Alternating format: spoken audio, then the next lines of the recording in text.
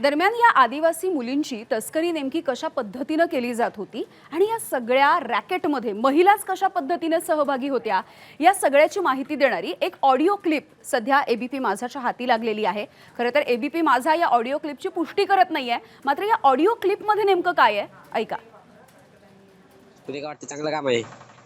नाही, मला चांगलं नाही वाटत बा। सांगत हा पैसा भेटते पण बदलवावी लागते। अच्छा अच्छा। हम्म, तिघं चौघच आहे का बघते म्हणजे पोरी विकते ना काढते? बाप रे, फक्त तिघ चौघ? हं. रॉकेट आहे यांचं। बापरे, तुला काय लय माहिती जण आहे? आहे या कामात। बापरे, आता पूनम आत्या आहेत, बापरे किती सारे जण आहे सांगूच नको। मेन मेन कोण आहे मग समजा? याच्यात मेन कोणीच नाही, सगळेच जण मेन आहे काम लावणारे। अच्छा।